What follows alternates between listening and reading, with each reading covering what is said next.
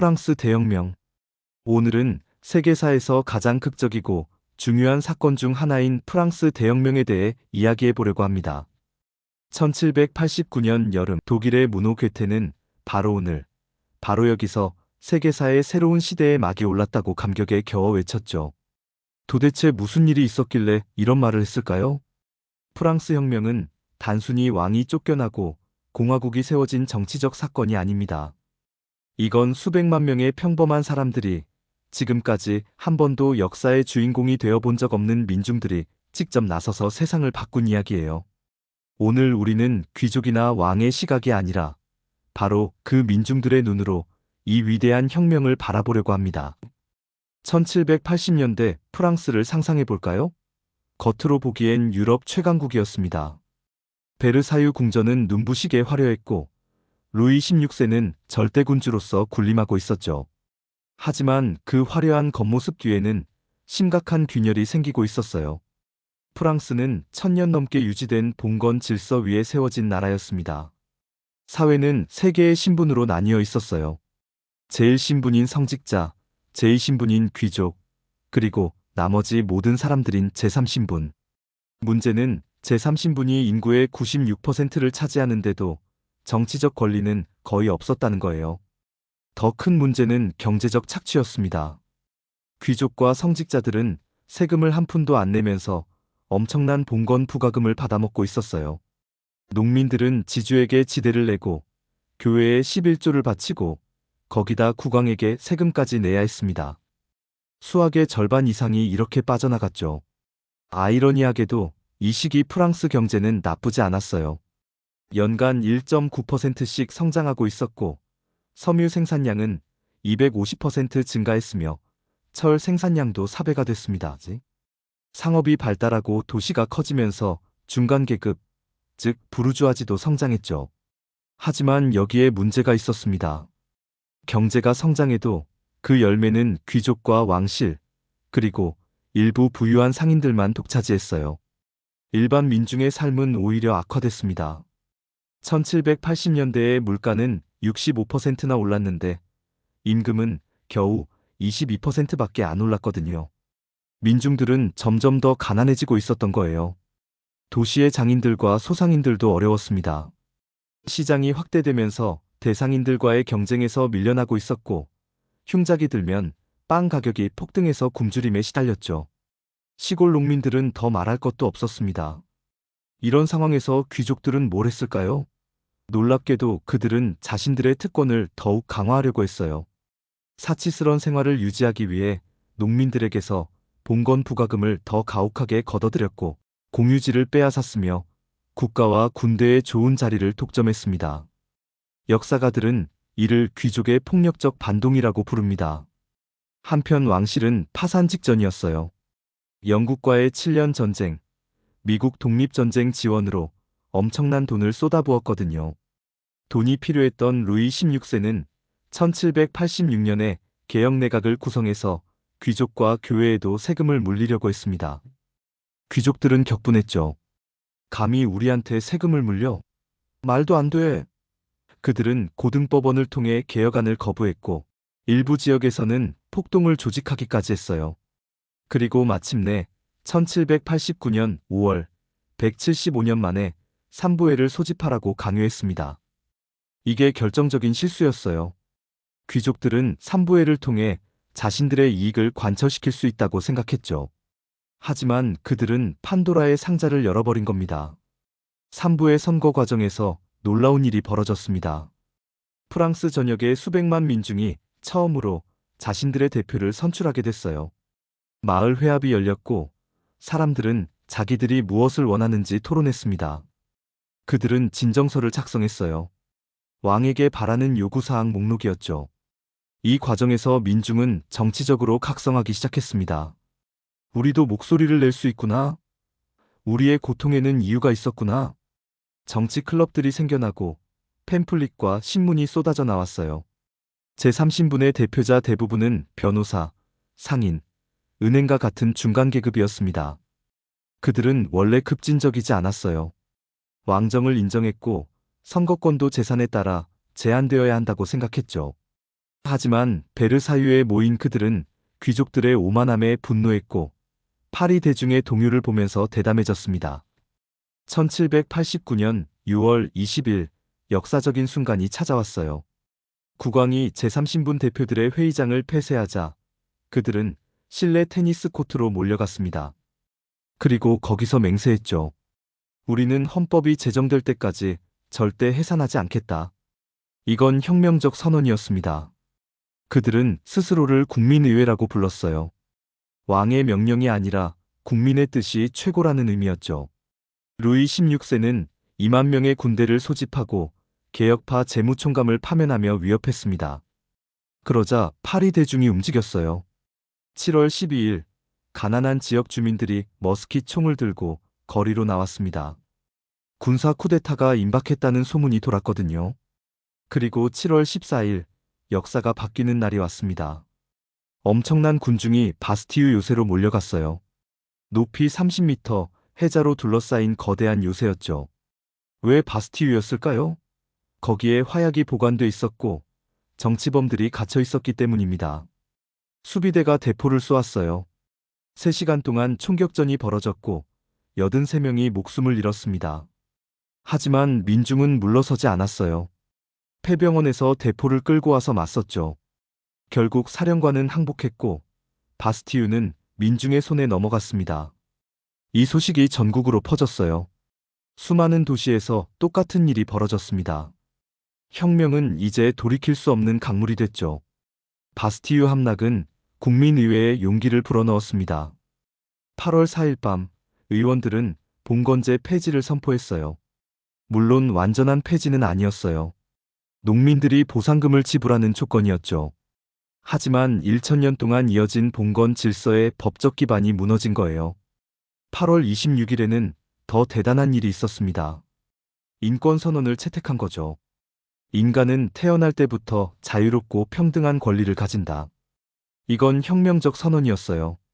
신분이 아니라 인권이 중요하다는 거잖아요. 하지만 국왕은 아직 저항하고 있었어요. 군대를 동원해서 다시 권력을 잡으려고 했죠. 그러자 10월 5일 놀라운 일이 벌어졌습니다. 파리의 가난한 지역에서 수천 명의 여성들이 베르사유로 행진한 거예요. 그들은 왜 나섰을까요?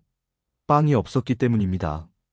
흉작으로 식량 가격이 폭등했는데 귀족들은 베르사유에서 호화로운 연회를 열고 있었거든요. 여성들은 분노했어요. 우리 아이들이 굶어 죽는데 저들은 진수성찬을 즐기고 있어. 2만 명의 무장한 남성들이 그 뒤를 따랐습니다. 그들은 왕궁에 쳐들어갔고 국왕을 파리로 연행했어요. 이제 왕은 민중의 감시 아래 놓이게 됐습니다. 바스티유를 함락시키고 왕을 파리로 데려온 민중의 힘은 엄청났습니다.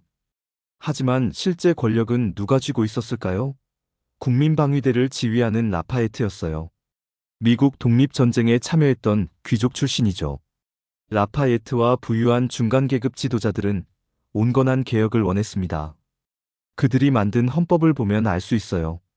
투표권은 오직 능동적 시민, 즉 일정 액수 이상의 세금을 내는 사람들에게만 주어졌죠.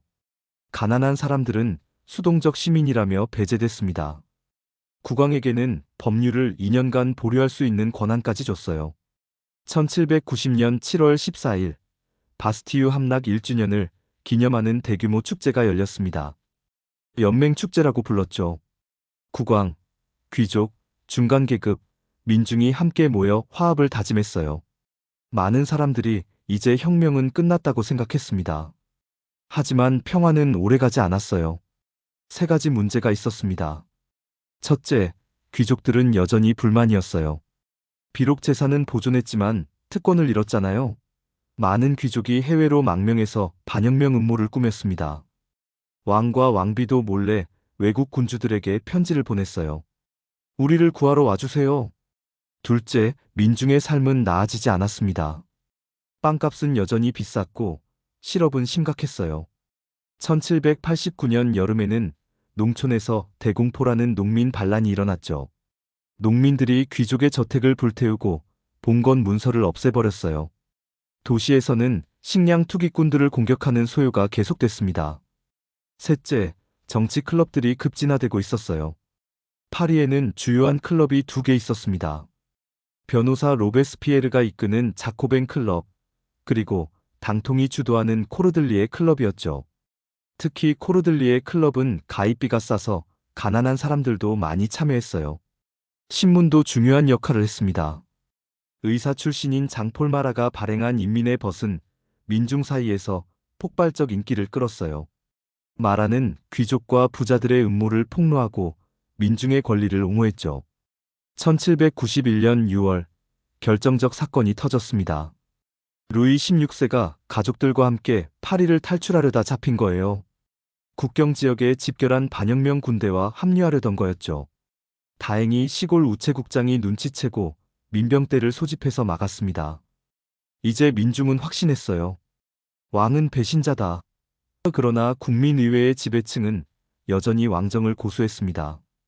그들은 국왕이 납치당했다는 거짓 소문까지 퍼뜨렸어요. 지도자 바르나브는 솔직하게 말했죠. 왕정을 파괴하면 재산 개념도 파괴될 것이다. 그들이 정말 두려워한 건 민중이었던 겁니다. 7월 17일 파리의 샹드 마르스 광장에서 끔찍한 일이 벌어졌어요.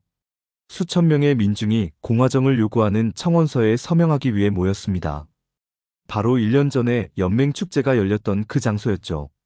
라파예트가 지휘하는 국민방위대가 발포했습니다. 50명이 죽었어요. 비무장 민중을 향해 총을 쏜 거예요. 마라는 숨어 지내야 했고 노동조합과 파업을 금지하는 법까지 통과됐습니다. 온건파의 본색이 드러난 순간이었어요. 그들은 위로는 귀족과 타협하고 아래로는 민중을 탄압했습니다. 이런 식으로는 혁명을 지킬 수 없었어요. 1792년 초 프랑스는 복잡한 정치 상황에 빠져 있었습니다. 자코벤 클럽 내에서 새로운 세력이 부상했어요. 브리소가 이끄는 지롱드파였죠. 그들은 라파예트보다는 급진적이었지만 여전히 부유한 중간 계급, 특히 항구 도시의 대상인들을 대변했습니다. 지롱드파는 묘안을 생각해냈어요. 전쟁을 하자. 그들은 오스트리아와 프로이센을 상대로 전쟁을 벌이면 민족주의 열기로 자신들이 이득을 볼 거라고 생각했죠. 국왕은 전쟁이 일어나면 외국 군대가 이겨서 자기 권력을 회복시켜줄 거라고 기대했어요. 로베스피에르만이 단호히 반대했습니다. 자코벤 클럽에서 그는 경고했어요. 전쟁은 반혁명의 문을 열어젖힐 것이다. 하지만 아무도 듣지 않았죠. 1792년 4월 프랑스는 전쟁을 선포했습니다. 결과는 참담했어요. 프랑스 군대는 연이어 패배했습니다. 장군들이 적군 편으로 넘어가는 일까지 벌어졌죠. 브라운슈바이크 공작은 위협적인 선언을 발표했어요. 만약 침략군이 승리하면 파리를 군사적으로 응징하고 반란군을 처벌할 것이다. 위기가 닥치자 민중이 다시 움직였습니다. 각 지역의 정례총회로 수동적 시민들이 물밀듯이 몰려들었어요. 자원병 모집에 파리에서만 1만 5천 명이 지원했죠. 지방 도시에서는 열성적인 연맹군이 파리로 진군하기 시작했습니다. 그중 마르세유 연맹군이 부르던 노래가 나중에 프랑스 국가가 됐어요. 바로 라 마르세유지죠. 파리의 48개 지구 중 47개가 공화국을 요구했습니다. 가난한 지역의 국민방위대도 혁명적 분위기에 감염됐어요. 로베스피에르, 당통, 마라 같은 급진 지도자들은 깨달았죠. 혁명을 더 밀어붙이지 않으면 모두 죽는다. 1792년 8월 10일 역사에 또 다른 전환점이 왔습니다. 수십만 명의 상큘로트가 지방연맹군과 함께 튠르리 궁으로 행진했어요. 국왕을 보호하던 국민방위대가 반란군에 가담했습니다. 격렬한 전투 끝에 왕당파 600명, 반란군 370명이 사망했고 왕당파가 패배했죠. 파리 대중이 다시 한번 도시를 장악했습니다. 의회는 왕권 정지를 결의했고 남성 보통 선거권으로 새 선거를 실시하기로 했어요. 혁명은 새로운 단계로 들어섰습니다. 하지만 상황은 여전히 절망적이었어요. 외국 군대가 파리로 다가오고 있었고 프랑스군은 계속 패배했습니다. 수도에는 감옥에 갇힌 귀족과 왕당파가 많았죠. 만약 외국군이 파리를 점령하면 그들이 풀려나서 복수할 게 뻔했어요. 9월 2일부터 6일까지 파리에서 끔찍한 일이 벌어졌습니다. 마라의 선동에 자극받은 군중이 감옥을 습격해서 죄수들을 즉결 처형한 거예요. 9월 학살로 알려진 사건이죠. 약 1200명에서 1400명이 목숨을 잃었습니다. 이건 공황 상태에서 벌어진 비극이었어요.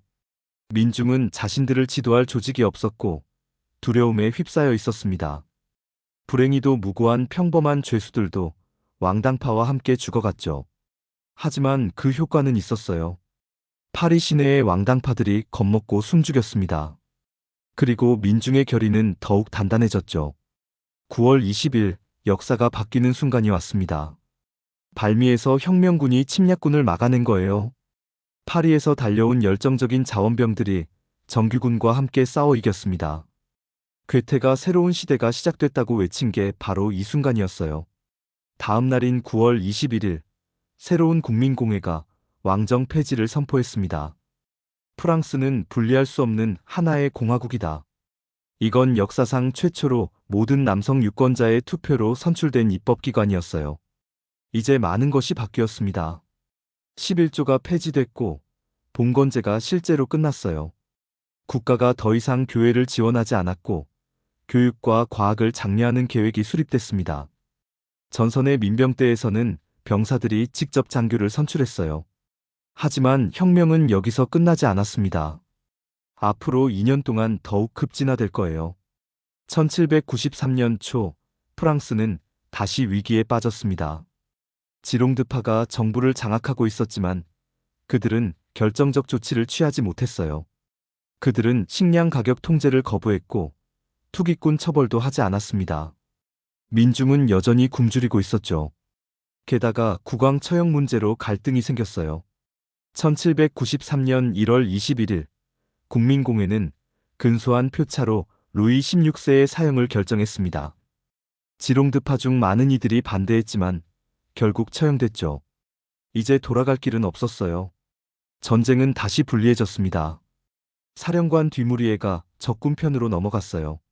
서부 방대 지역에서는 불만을 품은 농민들이 왕당파 봉기에 가담했습니다.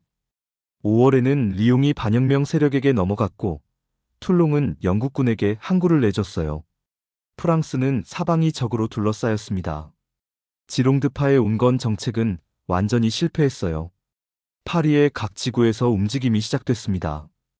5월 26일 로베스피에르가 민중에게 호소했어요. 일어나라. 33개의 지구 대표들이 모여 9명으로 구성된 봉기위원회를 만들었죠. 5월 31일과 6월 2일 파리는 다시 한번 혁명의 중심이 됐습니다. 경보가 울리고 대포가 발사됐어요. 8만 명의 무장한 군중이 국민공회를 포위했습니다. 의원들은 공포에 질렸죠. 29명의 지롱드파 의원을 체포하라. 군중의 요구였어요. 국민공회는 굴복할 수밖에 없었습니다. 이제 자코뱅파가 프랑스 정부였어요. 패배한 지롱드파는 지방으로 도망쳐서 반란을 선동했습니다. 프랑스 남부와 서부의 많은 지역이 그들의 수중에 떨어졌어요. 7월에는 지롱드파 출신 샤를로트 코르데가 마라를 암살하는 사건도 벌어졌죠. 자코뱅파는 선택의 여지가 없었습니다.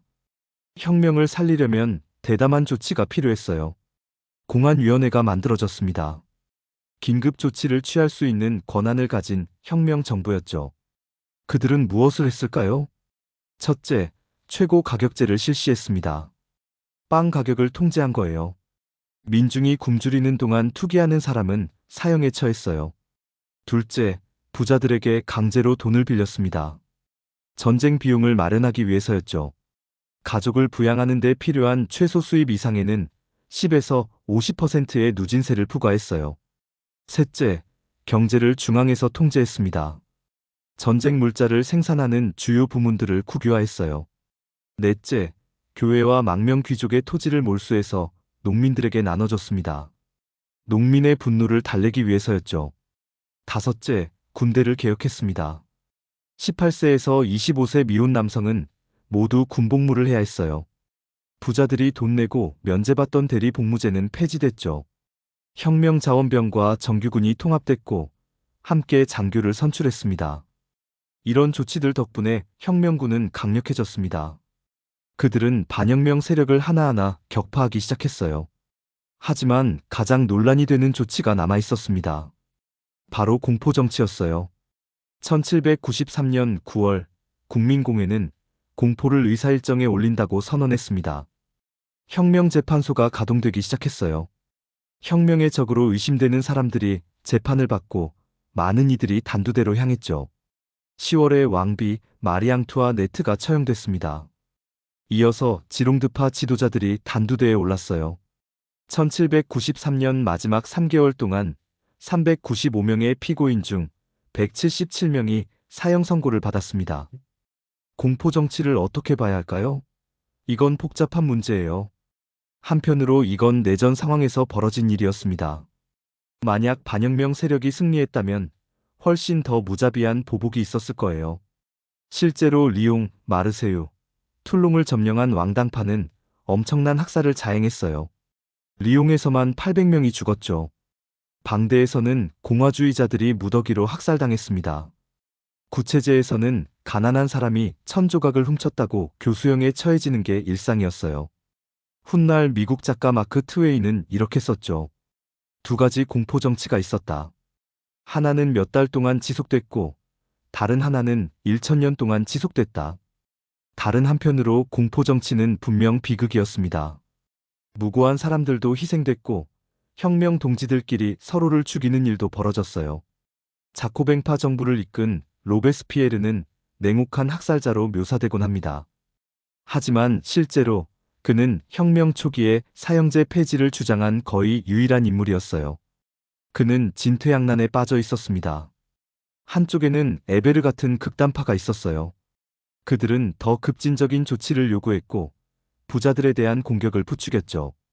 다른 쪽에는 당통 같은 관용파가 있었습니다. 그들은 공포정치를 완화하고 부유한 사람들과 타협하려 했어요. 로베스피에르는 둘 다 위험하다고 봤습니다. 극단파는 재산을 가진 중간 계급을 혁명에서 이탈시킬 수 있었고 관용파는 반혁명 세력에 빌미를 줄 수 있었어요. 1794년 3월 그는 에베르와 그 추종자들을 체포해 처형했습니다. 이건 파리 민중 조직들의 큰 타격이었어요. 자크루도 체포됐고 클레르 라콩부의 혁명적 여성협회도 해체됐죠. 그로부터 며칠 후 당통과 데물랭도 체포돼 처형됐습니다. 로베스피에르는 당통 주변의 부패를 두려워했어요. 혁명이 개인의 이익 추구로 파괴될까봐 걱정했죠. 이제 로베스피에르와 그 핵심 동맹들은 혼자 남았습니다. 파리의 대중 조직들은 해체됐고 정부 권력은 소수에게 집중됐어요. 공포정치는 더 이상 혁명을 방어하는 수단만이 아니었습니다. 고립된 지도부가 권력을 유지하는 수단이 되어버렸죠. 로베스피에르는 이렇게 썼어요. 덕이 없는 공포정치는 무익하다. 그러나 공포정치가 없는 덕은 무기력하다. 하지만 그 자신도 이 모순을 해결할 수 없었습니다. 1794년 여름, 놀라운 일이 벌어졌습니다. 혁명군이 승승장구하고 있었어요.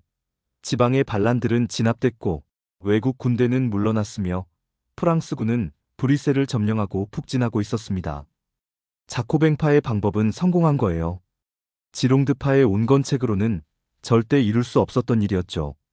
그런데 아이러니하게도 이 성공이 자코뱅파에게 위기가 됐습니다. 외부 위협이 줄어들자 많은 사람들이 생각하기 시작했어요. 이제 독재가 필요 없지 않나? 로베스피에르는 지난 몇 달 동안 많은 적을 만들었습니다. 당통에 동조하는 사람들, 에베르의 옛 동맹들, 지방에서 과도한 억압으로 소환당한 파견 의원들, 지롱드파와 친했던 사람들. 그들은 모두 복수를 원했어요. 1794년 7월 27일 테르미도르 9일 국민공회에서 격렬한 논쟁이 벌어졌습니다. 한 의원이 갑자기 일어나 로베스피에르 체포를 제안했어요. 믿을 수 없는 일이 벌어졌습니다. 국민공회가 만장일치로 찬성한 거예요. 로베스피에르는 말문이 막혔죠. 공화국은 구제불능에 빠졌다. 이제 강도들이 승리하고 있다. 자코뱅파는 최후의 수단으로 민중봉기를 호소했습니다. 하지만 대응이 없었어요. 왜 그랬을까요? 자코뱅파 자신이 파리 코민을 제거하고 지구 회의를 해체했기 때문입니다. 상퀼로트의 신문들을 금지했고 불과 며칠 전에 식량 투기 금지령을 해제했어요. 많은 장인들의 수입을 깎는 최고임금제까지 도입했죠. 48개 지구 중 겨우 16개만 무장력을 보냈고 그들도 지도부 없이 우왕좌왕하다 흩어졌습니다. 7월 28일 로베스피에르와 21명이 처형됐어요. 다음 날 71명이 더 처형됐죠. 혁명 역사상 최대 규모의 처형이었습니다. 로베스피에르를 타도한 사람들을 테르미도르파라고 부릅니다. 그들은 누구였을까요? 지롱드파, 당통파, 에베르파의 옛 지지자들, 그리고 단지 살아남고 싶었던 사람들이었어요. 하지만 그들이 문을 열어준 것은 반혁명이었습니다. 부잣집 도련님들이라는 부유한 청년 폭력배들이 파리 거리를 활보하기 시작했어요. 그들은 혁명가로 의심되는 사람들을 무차별 공격했죠. 자코뱅 클럽이 폐쇄됐습니다. 헌법이 수정돼 선거권이 다시 제한됐어요. 백색 테러가 시작됐습니다. 옛 혁명가들이 무더기로 처형당했고 수많은 사람들이 보복 공격을 받았어요. 1795년 4월과 5월 상퀼로트가 마지막으로 봉기를 시도했습니다. 빵과 1793년 헌법을 그들의 구호였어요. 하지만 짧은 봉기는 테르미도르파에 충성하는 군대에게 짓밟혔습니다. 망명 귀족들이 돌아오기 시작했고 왕정 복구를 큰 소리로 외쳤어요. 10월에는 왕당파가 파리에서 무장 봉기를 일으켰습니다. 겁에 질린 테르미도르파는 누구한테 도움을 청했을까요? 나폴레옹 보나파르트라는 젊은 장교에게요. 그의 군대가 왕당파 봉기를 진압했습니다. 이후 5년 동안 프랑스는 우왕좌왕했습니다. 5명의 총재가 정부를 이끌었지만 실제 권력은 점점 더 군대, 특히 나폴레옹에게 넘어갔어요. 1799년 나폴레옹이 쿠데타를 일으켜 독재 권력을 장악했습니다. 1804년에는 교황을 불러 스스로를 황제로 임명하게 만들었어요. 혁명은 황제로 끝난 거죠. 그렇다면 혁명은 실패한 걸까요? 꼭 그렇지만은 않습니다. 나폴레옹 정권은 혁명의 많은 성과를 보존했어요.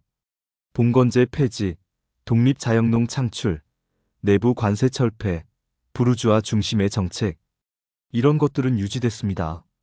나폴레옹 군대가 그토록 강했던 이유도 혁명기에 확립된 방식으로 조직됐기 때문이에요. 1814년 나폴레옹이 패배하고 부르봉 왕조가 복귀했을 때도 시계를 1789년 이전으로 완전히 돌릴 수는 없었습니다. 프랑스는 이미 근본적으로 변해 있었어요. 프랑스 혁명은 무엇을 이뤘을까요? 첫째, 봉건제를 영구히 종식시켰습니다. 다시는 귀족이 농민에게서 봉건 부과금을 거둘 수 없게 됐어요. 둘째, 근대적 시민권 개념을 확립했습니다.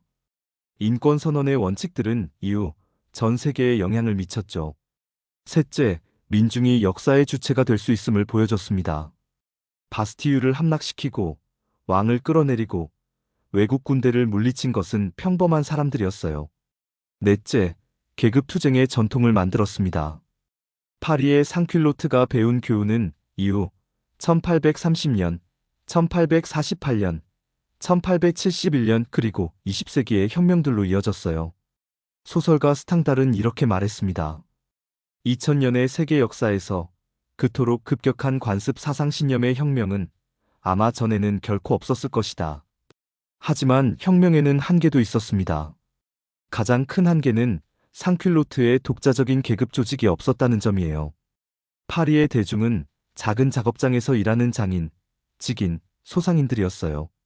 그들은 함께 거리로 나올 수는 있었지만 생산 과정에서 유기적으로 결합돼 있지는 않았습니다.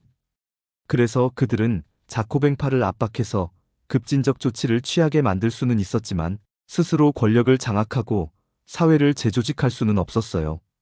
그들의 이상은 개별 가족 단위의 보존이었지 집단적 사회 재조직이 아니었죠. 이것이 공포정치의 한 원인이기도 했습니다.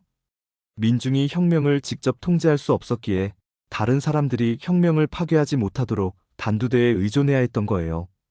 또한 혁명은 여성 해방에서 한계를 보였습니다. 비록 여성들이 많은 시위에서 선봉에 섰고 혁명적 여성 클럽들도 있었지만 결국 남성 지도자들은 여성의 정치 참여를 제한했어요. 그리고 노예제 문제도 있습니다. 자코뱅파는 1794년에 노예제를 폐지했지만 나폴레옹이 다시 부활시켰죠. 완전한 폐지는 1848년까지 기다려야 했습니다. 프랑스 혁명은 계급투쟁이었을까요? 일부 역사가들은 부정합니다. 그들은 부르주아지가 귀족과 얽혀 있었고 많은 상인들이 왕편이었다고 지적해요. 하지만 이건 피상적인 관찰입니다. 중요한 것은 방향이에요. 귀족은 과거를 지향했습니다. 그들은 봉건 특권을 방어하려 했죠. 반면 부르주아지는 미래를 지향했어요. 비록 머뭇거리고 타협하면서였지만 결국 그들은 시장의 평등, 능력에 따른 출세, 재산권 보호를 추구했습니다. 혁명을 시작한 것은 귀족의 반동이었어요. 1780년대에 귀족들이 특권을 강화하려다가 왕실과 충돌했고 이것이 산부의 소집으로 이어졌죠. 그들은 자기들이 판도라의 상자를 열고 있다는 걸 몰랐던 겁니다. 그리고 혁명을 끝까지 밀고 간 것은 민중이었습니다. 상퀼로트가 없었다면 바스티유 함락도 8월 10일 봉기도 자코뱅파 집권도 없었을 거예요. 프랑스 혁명은 영국 해협 건너에도 큰 충격을 줬습니다. 토머스 페인의 인간의 권리가 10만 부나 팔렸어요. 시필드, 맨체스터, 런던 등지에서 자코뱅 협회들이 만들어졌죠. 하지만 영국 정부의 탄압은 가혹했습니다. 페인은 망명해야 했고 스코틀랜드의 지도자들은 추방당했어요. 인신보호영장이 정지됐고 집회가 금지됐습니다. 결과적으로 영국에서는 혁명이 일어나지 않았어요.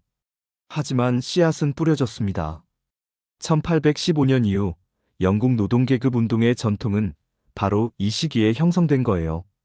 아일랜드에서는 상황이 더 극적으로 전개됐습니다.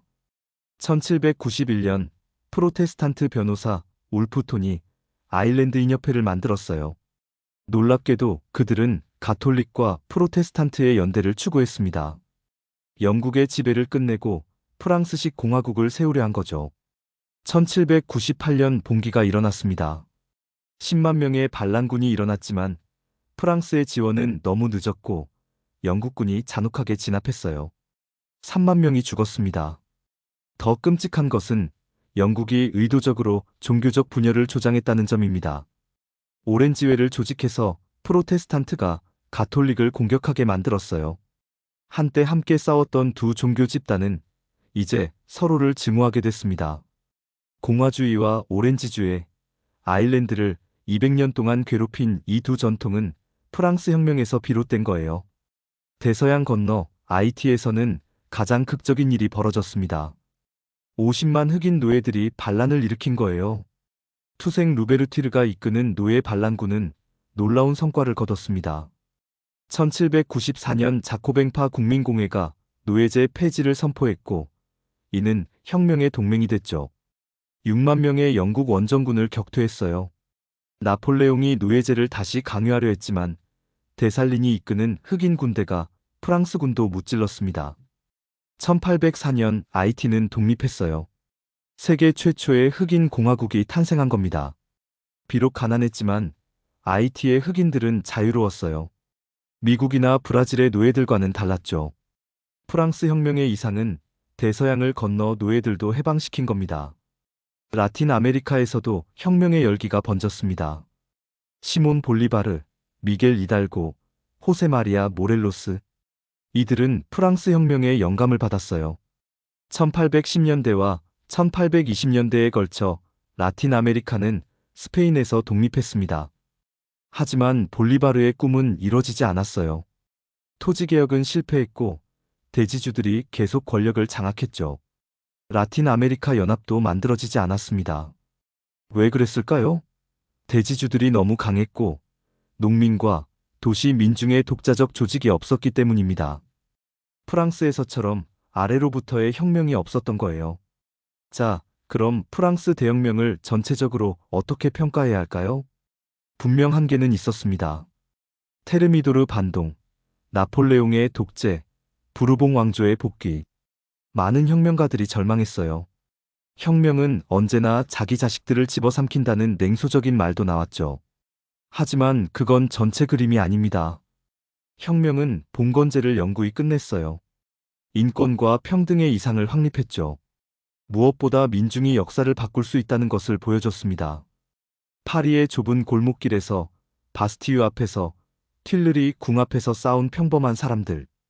그들이야말로 혁명의 진정한 영웅이에요. 그들은 자신들의 목숨을 걸고 새로운 세상을 만들려 했습니다. 비록 1794년에 패배했지만 그들의 정신은 살아남았어요.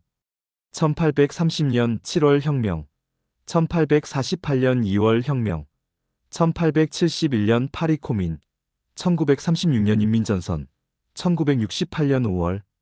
이렇게 프랑스 민중은 계속해서 거리로 나왔습니다. 그리고 프랑스만이 아니었어요.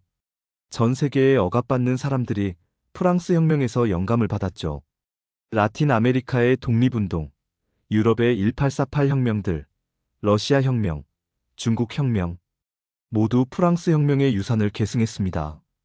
오늘날 우리가 당연하게 여기는 많은 것들, 민주주의, 인권, 평등, 사회보장 등은 1789년 여름에 시작된 투쟁의 결과예요. 그 투쟁은 아직 끝나지 않았습니다. 세상은 여전히 불평등하고 여전히 많은 사람들이 억압받고 있어요. 하지만 프랑스 혁명은 우리에게 보여줬습니다. 평범한 사람들이 함께 일어서면 세상을 바꿀 수 있다고. 1789년 7월 14일, 바스티유 앞에 모인 파리 민중들. 그들은 두려웠을 거예요. 대포가 불을 뿜고 있었고 죽음이 눈앞에 있었으니까요. 하지만 그들은 물러서지 않았습니다. 그들은 자신들의 미래를, 자식들의 미래를 위해 싸웠어요. 그것이 바로 프랑스 대혁명의 진정한 의미입니다. 민중이 역사의 주인공이 될 수 있다는 것, 더 나은 세상은 가능하다는 것, 그리고 그 세상을 만드는 것은 바로 우리 자신이라는 것. 혁명은 1794년에 끝나지 않았습니다. 혁명은 계속되고 있어요. 오늘도 그리고 내일도. 오늘 이야기는 여기까지입니다. 함께 해주셔서 감사합니다.